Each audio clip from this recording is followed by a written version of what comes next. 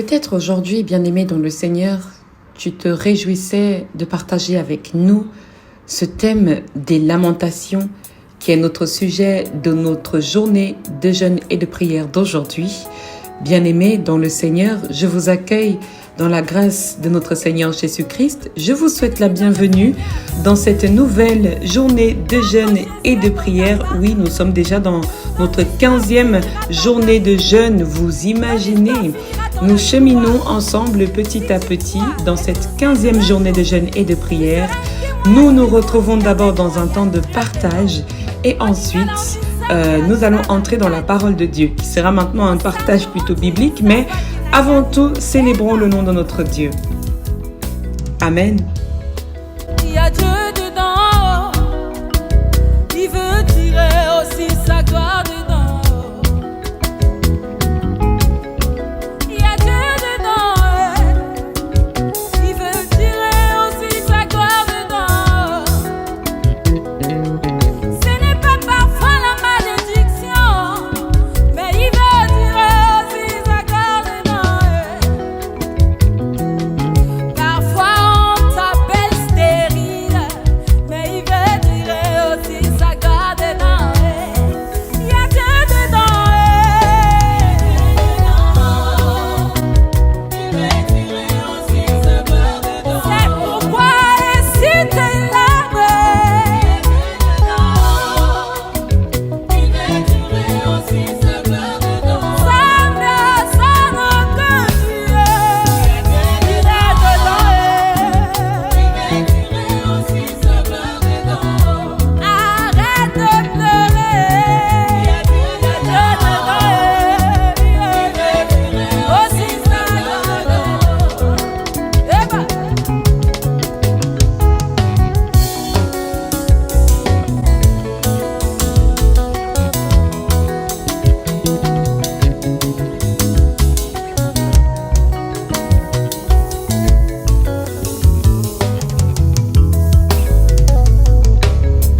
Ça va aller, il veut tirer aussi sa gloire dedans.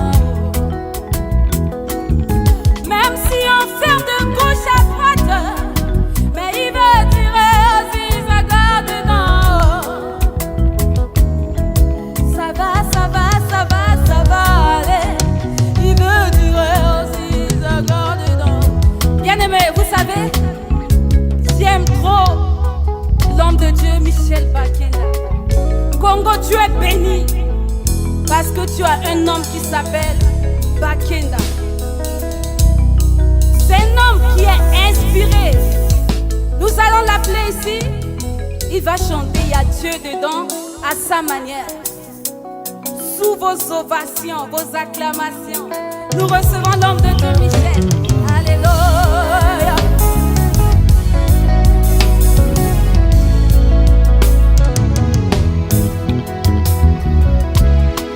Devant ces Goliaths, oh, je sais qu'il y a un plan de Dieu dedans. Oh, oh, oh, oh.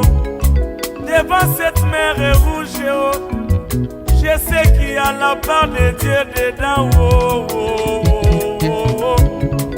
Tu es parfois chômeur, oh, mais je sais qu'il y a un plan de Dieu dedans. Oh, oh, oh, oh. Je sais que tu es stérile, mais il y a un plan de Dieu caché dedans. Oh, chantons.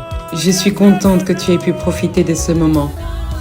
Très heureuse que tu aies pu te sentir chaleureusement entourée. Je ne sais pas si tu connaissais cette chanson, mais en tout cas, le ministère de la clinique spirituelle va aussi vous faire découvrir d'autres façons de célébrer Dieu, d'autres styles, d'autres univers. Et cela me réjouit toujours de découvrir de nouvelles chansons de l'ordre de la foi, de nouvelles chansons qui partagent l'évangile et qui communiquent la parole et l'essence même de Dieu. Et véritablement, je suis touchée si cela a pu te faire du bien. Arrête de pleurer. Et si tes larmes, Oh oui, ça va aller. Oh. un jour tu donneras ton témoignage. J'aimerais te rassurer qu'il y a Dieu dedans. Ta sœur, tu peux devenir héros.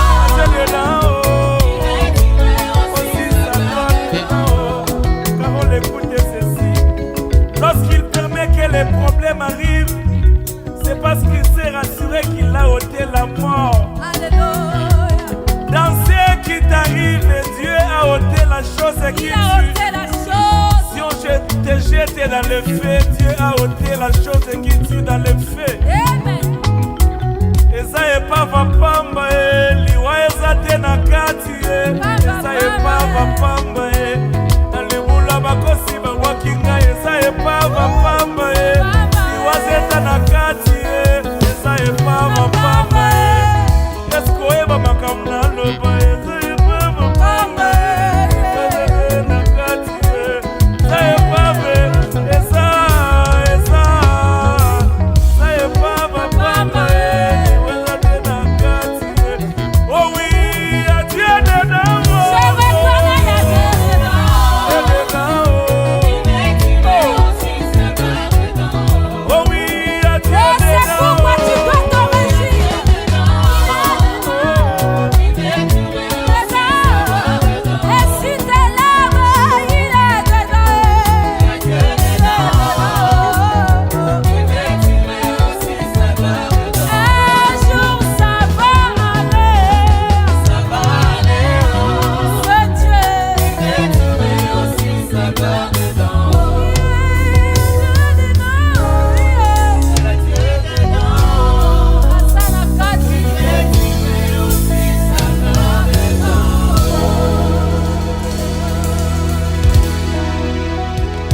Sans doute, bien-aimé dans le Seigneur, tu as déjà localisé dans ta Bible qu'il y a un livre qui s'appelle Lamentations.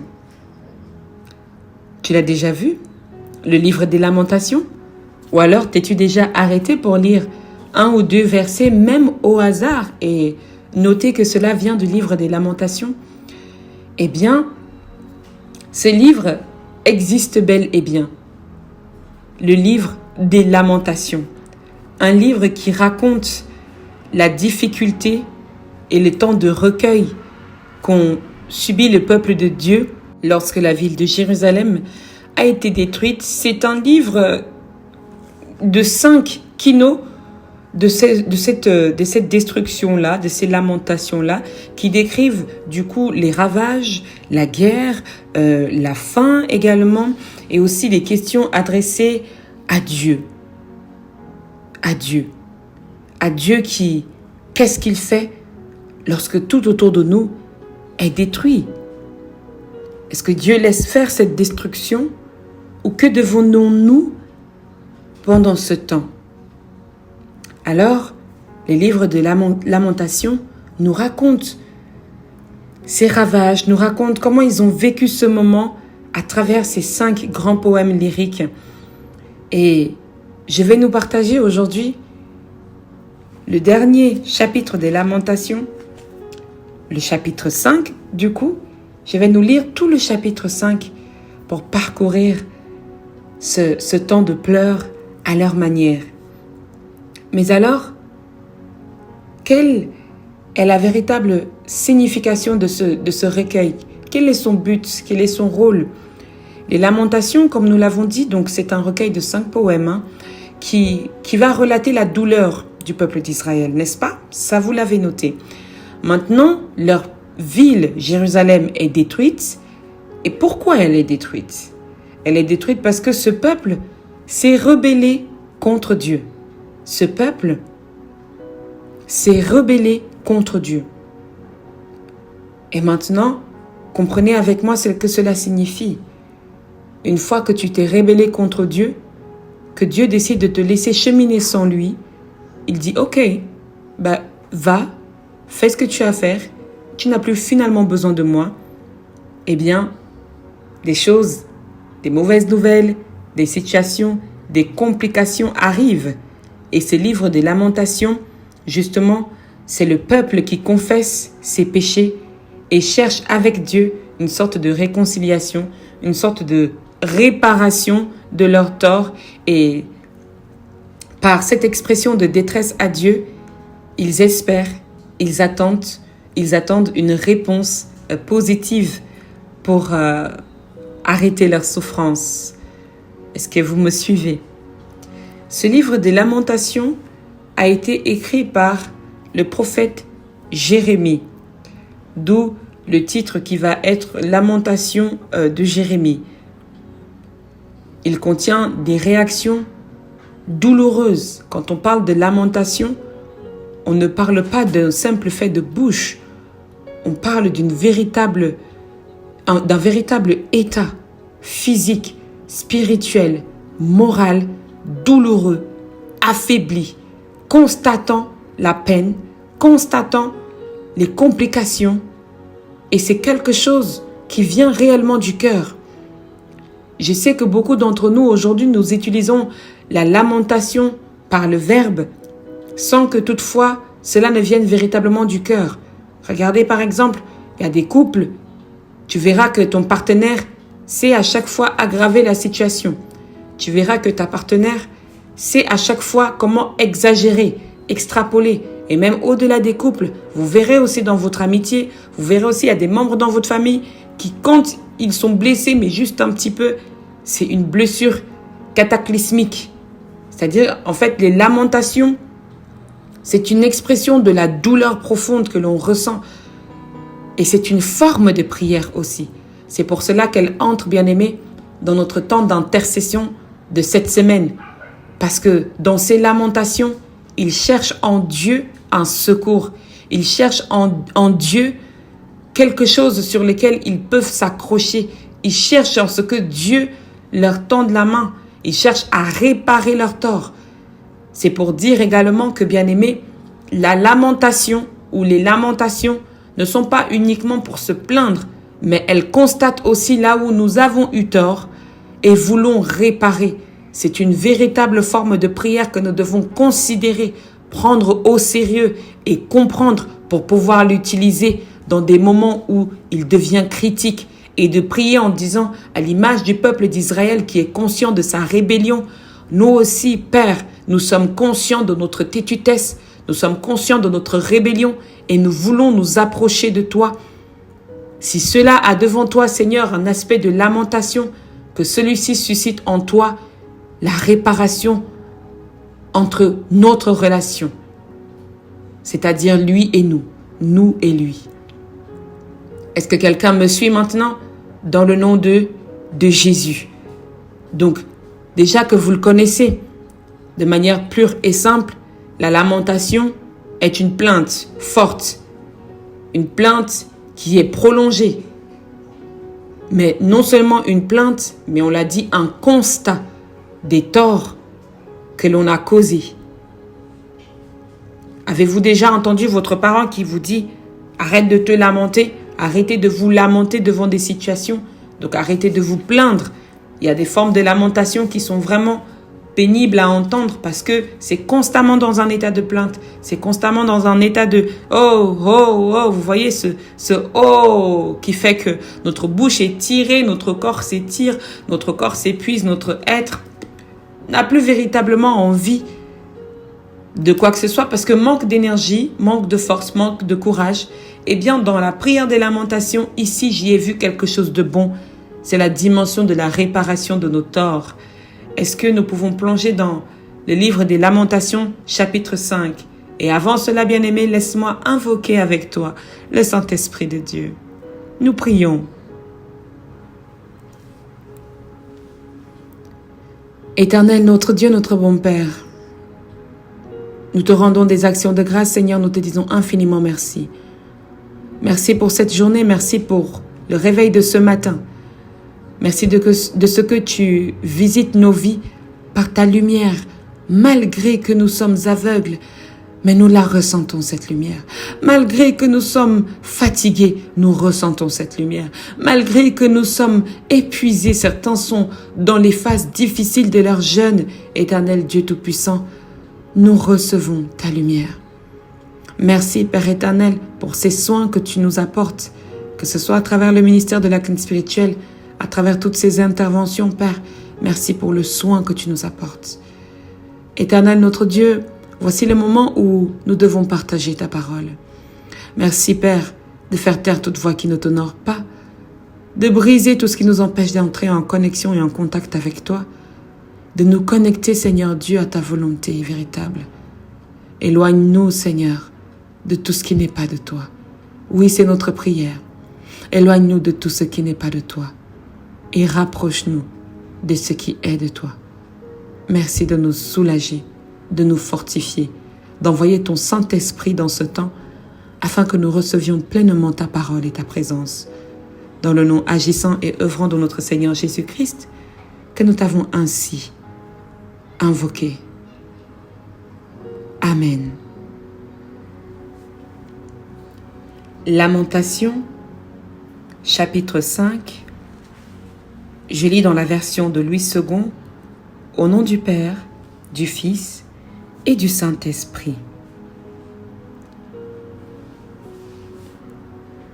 Souviens-toi, Éternel, de ce qui nous est arrivé. Regarde, vois notre opprobre. Notre héritage a passé à des étrangers, nos maisons à des inconnus. Nous sommes orphelins sans père. Nos mères sont comme des veuves. Nous buvons notre eau à prix d'argent. Nous payons notre bois. Nous sommes poursuivis. Le joug sur le cou. Nous sommes épuisés. Nous n'avons point de repos. Nous avons tendu la main vers l'Égypte, vers la Syrie, pour nous rassasier de pain. Nos pères ont péché. Ils ne sont plus. Et nous qui portons la peine de leur iniquité.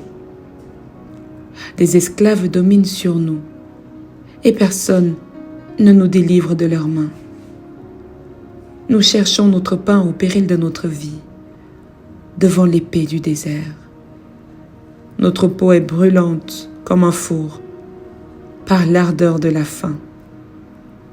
Ils ont déshonoré les femmes dans Sion, les vierges dans les villes de Juda. Des chefs ont été pendus par leurs mains. La personne des vieillards n'a pas été respectée. Les jeunes hommes ont porté la meule. Les enfants chancelaient sous des fardeaux de bois. Les vieillards ne vont plus à la porte. Les jeunes hommes ont cessé leur chant. La joie a disparu de nos cœurs. Le deuil a remplacé nos danses. La couronne de notre tête est tombée. Malheur à nous parce que nous avons péché. Si notre cœur est souffrant, si nos yeux sont obscurcis, c'est que la montagne de Sion est ravagée. C'est que les renards s'y promènent. Toi, Éternel, tu règnes à jamais. Ton trône subsiste de génération en génération. Pourquoi nous oublierais-tu pour toujours?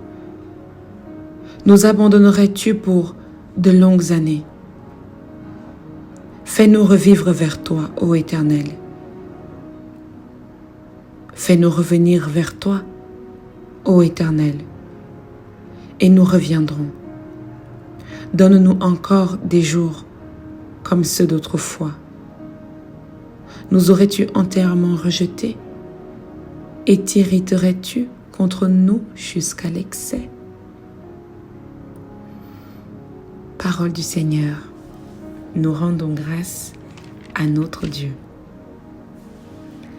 Nous avons partagé les livres de Lamentation chapitre 5 qui s'intitule La prière du peuple opprimé. Ma question pour toi, c'est jusqu'à quel point te sens-tu opprimé?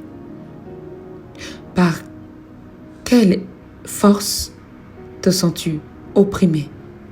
Quelle est cette énergie qui t'empêche de redevenir celle que tu étais? Quelle est cette énergie qui t'empêche de revenir l'homme, redevenir cet homme que tu étais? Cette prière que nous avons lue parcourt beaucoup de choses. Elle rappelle au souvenir de l'Éternel leur cas, en lui disant « Souviens-toi, souviens-toi Seigneur de ce qui nous est arrivé ». C'est une prière d'un peuple, d'une sorte de communauté, une prière d'une nation, une prière du peuple d'Israël qu'il adresse à Dieu. Ils prient ensemble. Ils font état ensemble de cette situation. Ce n'est pas une personne toute seule, mais c'est nous tous ensemble par la bouche d'une personne. Alors lorsque nous prions, le temps que nous avons partagé cette lecture, vous n'avez pas entendu une connotation égoïste ou égocentrique d'un homme ou d'un individu bien particulier. Vous avez entendu, bien-aimés, l'état véritable de la situation et le cœur de ce peuple. Je vais reparcourir avec vous quelques versets. La Bible nous dit dans le verset 2, par exemple, « Notre héritage a passé à des étrangers, nos maisons à des inconnus. » Est-ce que tu peux formuler ça pour ta maison, pour ta vie? Seigneur, notre bénédiction a passé à des étrangers et nos biens à des inconnus.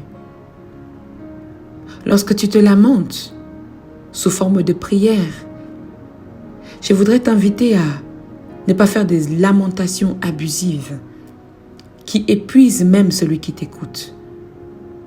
Des formulations extra qui épuisent même celui devant lequel tu demandes ce que tu demandes.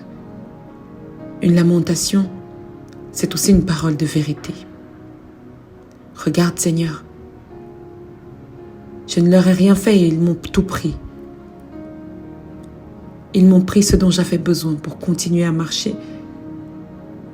Fais état de cette situation. Décris-la le plus clairement possible. Et prie comme nous l'avons dit, non pas dans le but de te plaindre, mais dans le but de réparer. Dans le but de trouver avec Dieu une solution. Dans le but de trouver comment? Avec Dieu, une solution. Une solution pour ta vie, une solution pour ta maison, une solution pour ton ministère. Bien-aimés dans le Seigneur, je vais vous reprendre en exemple ce temps de recherche que je souhaitais faire pour que nous puissions avoir un lieu de célébration le dimanche et un lieu de prière en semaine. Je me rappelle que j'avais conçu un dossier. J'avais contacté un père dans la foi en lui disant « J'ai besoin d'aide. J'ai besoin d'aide pour prier. » Alors je faisais des prières. Il n'a même pas pu, comme je le souhaitais, prier avec moi. Alors je faisais un type de prière de lamentation où, écoutez, je m'asseyais comme ça en disant « Mais qui peut m'aider à trouver cet espace ?» Je cherchais de l'aide. Je cherchais de l'aide. Et je me lamentais. Je me disais, de toute façon, il n'y a personne pour m'aider à faire cela. Je suis toute seule. Et je me lamentais. Jusqu'au jour où j'ai cessé de me lamenter. Et j'ai dit à Dieu qu'il soit fait selon ta volonté. En ce moment-là, j'ai laissé un peu de temps passer et le temps de Dieu est arrivé. Mais il est arrivé, Seigneur, parce que dans ton amour, dans ta grâce, tu as vu en moi un nouveau comportement, une nouvelle façon de prier. Et c'est cette façon de prier que j'aimerais apporter au peuple de Dieu aujourd'hui. La prière de lamentation, certes, tu peux couler des larmes. Tu peux te plaindre d'une situation qui a duré, qui dure et qui continue de durer. Tu peux aussi lui dire, oui, je vois que ça dure, mais aide-moi à trouver un moyen de remédier à cela. Aide-moi à trouver un moyen, une solution. Est-ce que quelqu'un me comprend? À l'exemple encore, dans le verset 7, la Bible nous dit « Nos pères ont péché, ils ne sont plus. Et c'est nous qui portons la peine de leur iniquité. » Je veux dire à quelqu'un que cette lamentation a suivi des générations. Cette lamentation a suivi cette génération. Ta génération peut-être. Tes enfants peut-être. Ta maison peut-être. Mais bengayon, besa bangan, ba benga bozamba be, ba benga tabe rebelles, ceux qui ont été rebelles, ils ne sont plus. Et nous, pourquoi est-ce que nous continuons à porter ce péché? C'est une lamentation, c'est une plainte. Mais une plainte qui dit à Dieu, nous sommes en train de porter ce que nous ignorons. Nous sommes comment?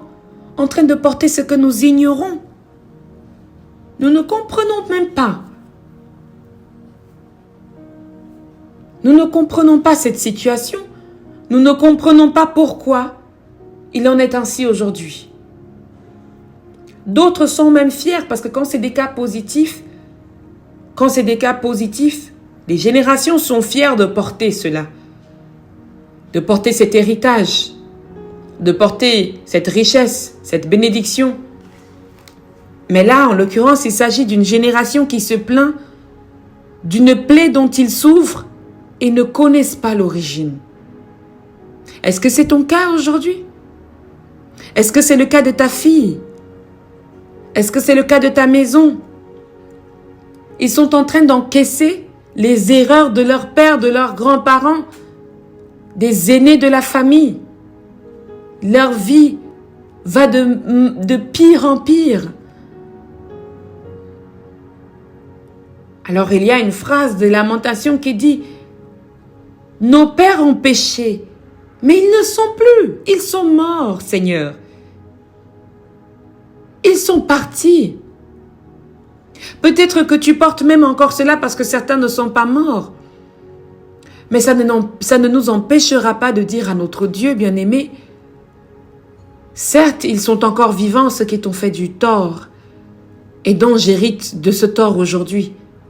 Mais Père, jusque à quand porterai-je la peine de leur iniquité, la peine de ceux qui m'ont précédé? Il y a même, bien-aimé dans le Seigneur, la repentance, la lamentation de ceux-là qui ont péché et qui vivent encore jusqu'à aujourd'hui, qui souhaitent même mourir pour que ce péché ne les habite plus. À celui ou celle qui vit ça aujourd'hui, j'aimerais que tu pries et tu poses la question à ton Dieu. N'ai-je pas à tes yeux porté cette peine, cette iniquité depuis trop longtemps? Jusqu'à quand me laisseras-tu, Seigneur, porter le fardeau de mon péché? N'as-tu pas pardonné la peine de mes iniquités afin que je vive et que je te témoigne? Rendez votre lamentation agréable dans le cœur de celui qui nous écoute. Que les larmes coulent avec. Qu'une situation, même si vous êtes assis par terre, je ne vous demande pas d'aller vous lamenter en étant assis sur une chaise de roi, mais de vous asseoir même au sol, à même le sol, et d'avoir cette conversation. J'ai fait cette expérience où j'étais assise et mon cœur a parlé. Je me lamentais et mon cœur a parlé, mais c'était plus dans le Seigneur. Où et comment puis-je obtenir cette force pour pouvoir continuer? Je me rappelle ce jour, bien-aimé, que les larmes coulaient de mon visage. J'ai dit à l'Éternel, regarde la taille de ce bagage et tu me demandes de l'amener jusqu'à toi.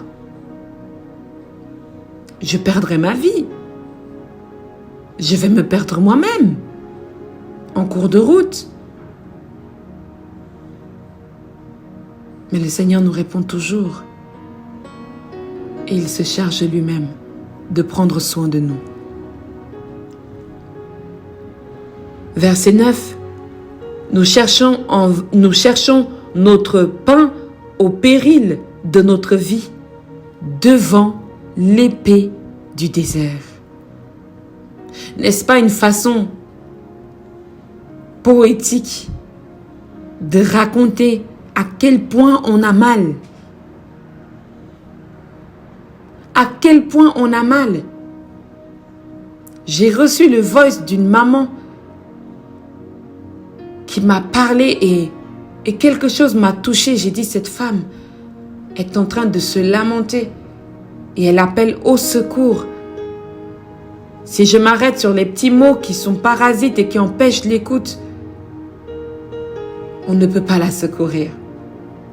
Mais il y avait quelque chose dans sa voix de l'ordre du Seigneur. Prends pitié de moi. Lorsque je l'ai reçu, bien-aimé, je me suis dit, je prendrai le temps de prier et de fortifier cette femme dans l'esprit. Et si mon cœur a été touché, c'est parce que quelque chose dans la voix de cette femme a connecté avec moi. Et c'est à ce moment-là que j'ai compris que la lamentation cherche un moyen de réparer. La lamentation cherche un moyen avec Dieu de se réaccorder. Il fait état de la situation. Non pas pour dire, oh, nous sommes abandonnés, oh, il n'y a personne pour nous secourir, oh, nous sommes délaissés, oh, Seigneur Jésus, oh, nos mamans ne nous aiment plus, oh, nos papas, oh, nos maris, oh, nos femmes, oh, oh. Mais c'est de dire à Dieu, je vois cette situation, mais je ne suis pas capable d'y arriver sans toi.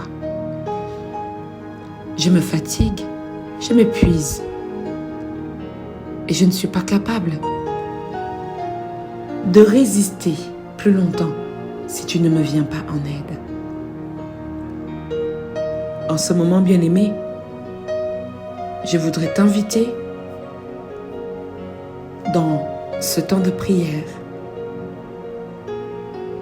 Écoute, je n'aimerais pas que tu cries pour gronder Dieu.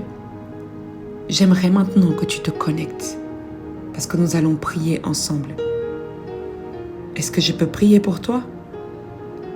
Est-ce que je peux me connecter avec toi dans ce temps d'intercession? Et nous allons amener devant Dieu tout ce qui lamente ton cœur, tout ce qui épuise ta vie. Lui montrer tout ce qu'il y a de détruit autour de toi et lui demander de l'aide pour cette réparation. Est-ce que je peux prier avec toi maintenant? Dans le nom de Jésus. Amen. Nous prions ensemble.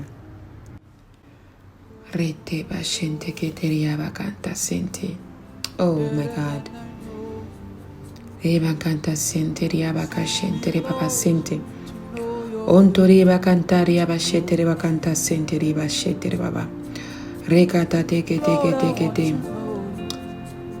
Oh my God. Oh Jésus. Teach me, Lord, to know your way, to know your truth. Oh Lord, Lord, I wanna know. Seigneur Jésus, I lift at you better than I know. toi qui ôtes le péché des nations, toi qui sauves, malgré que nous ne sommes même pas dignes d'être sauvés. Viens par ton amour encore te souvenir de notre cœur, te souvenir de nous. Seigneur Jésus, toi l'agneau de Dieu, pose ta main sur nous. Visite nos maisons, visite nos vies, nos ministères, et que ta grâce infinie, Seigneur, nous localise. Père, je vais prier pour une femme qui déplore le cas qu'il y a dans sa famille. Elle ne reconnaît plus son entourage à cause de tellement de persécutions, à cause de tellement de tribulations, de haine, de colère contre elle, même de situations, Seigneur, qui ne la fortifient pas. Je voudrais, Père, que tu localises cette femme en ce moment, que tu localises sa vie en ce moment, que tu te souviennes d'elle, que tu te souviennes des bonnes actions qu'elle a posées, des personnes qu'elle a secourues, du soutien qu'elle a pu apporter à une nation, à un peuple, à une génération. Père, je vais te prier, Seigneur, pour un chantre dont la voix est attaquée. Éternel Dieu Tout-Puissant, merci. Merci de poser ta main de guérison. Merci de te souvenir de lui. Merci de le faire revivre.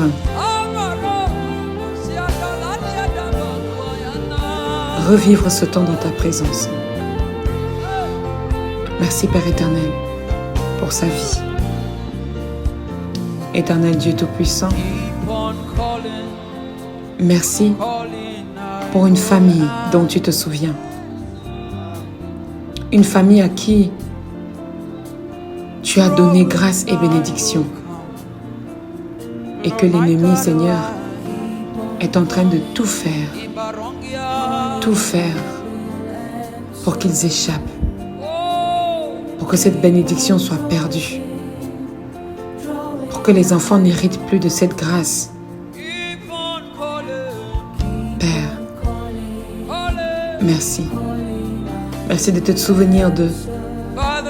Merci de te souvenir, Seigneur, de ceux qui sont sous l'emprise de la sorcellerie. Jusqu'à quand, Père éternel, laisseras-tu ton peuple sans réponse? Laisseras-tu la maison d'une femme sans réponse? Éternel Dieu Tout-Puissant, regarde aux femmes qui accouchent, pendant que d'autres te demandent, Père, des enfants pour leur mariage, des enfants pour leur foyer, des enfants pour la bénédiction de leur maison. Éternel Dieu Tout-Puissant, ne regarde pas sans agir. Ne regarde pas sans intervenir. Tu es un Dieu présent, un Dieu de l'action, un Dieu de vie. Localise-nous. Localise les enfants, les adolescents, les nouveau-nés, les jeunes adultes. Localise les pères et enseigne-nous à te chercher, à te connaître. Là où nos pères ont fait ce qui n'honore pas à tes yeux, donne-nous d'être cette lueur d'espoir pour les nations. Donne-nous d'être cette lueur d'espoir pour nos maisons. Donne-nous d'être cette source de vie.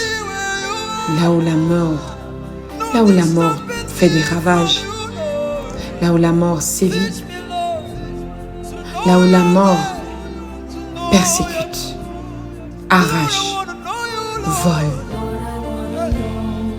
Seigneur,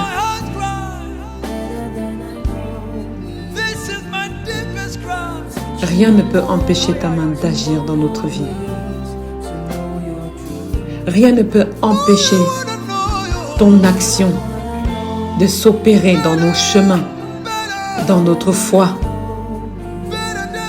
Assis par terre en ce moment, nous voulons que tu te souviennes d'une femme, que tu te souviennes d'un pays, que tu te souviennes d'une nation, que tu te souviennes d'une famille, d'une entreprise, que tu te souviennes d'un homme, Père, qui est en train de faire ses demandes et ses recherches d'emploi. Que tu te souviennes d'un homme, Père, qui a besoin d'une stabilité administrative, qui a besoin, Seigneur, d'un passeport pour pouvoir rester dans ce pays. Souviens-toi, Père, que tu as dit que rien ne nous est impossible si nous le faisons en toi. Nous sommes à ton image. Nous sommes à ta ressemblance. Alors viens, Père. Viens, Seigneur, réveiller toutes ces capacités en nous. Que nous soyons des hommes et des femmes de l'accomplissement. Des hommes et des femmes de la vie. Des hommes et des femmes de grâce et de bénédiction. Merci, Père. Merci de te souvenir de nous. Merci, Seigneur, de nous toucher. Merci, Seigneur, de remplacer nos deuils par des chants de louange. Merci, Seigneur, de remplacer cette sécheresse par une grande abondance. Ne permets pas, Père, que nos regards soient détournés de toi, mais fais-nous revenir vers toi, ô Éternel. Fais-nous revenir près de toi. Fais-nous revenir dans tes parvis. Nous savons et nous croyons que tu ne nous nies pas complètement. Tu ne nous nies pas. Tu te souviens de nous. Et tu ne nous as pas rejetés. Tu nous aimes encore. Merci. Merci de nous fortifier dans ta présence. Merci de nous fortifier dans ta parole. Merci de nous enseigner, Seigneur. Amen.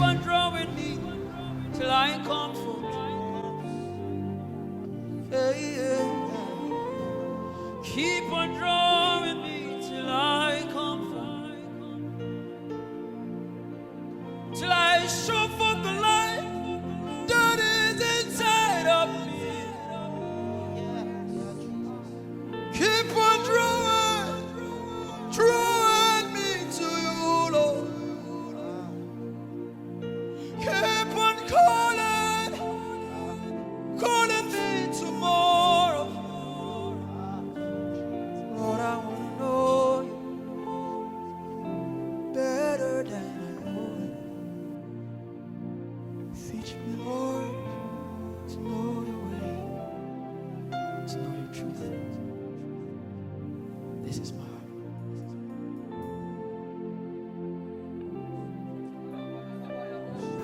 Bien-aimés dans le Seigneur, je crois et j'espère que ce temps t'a donné un peu de consolation, un peu de force. Oriente ta prière de lamentation dans une optique de solution. Trouve une solution en collaboration avec ton Dieu. Je vous dis à tout à l'heure dans le 18h pour que nous puissions manger ensemble et à 21h pour le temps de la prière inspirée. Demeurons bénis dans le nom de notre Seigneur Jésus-Christ. Amen.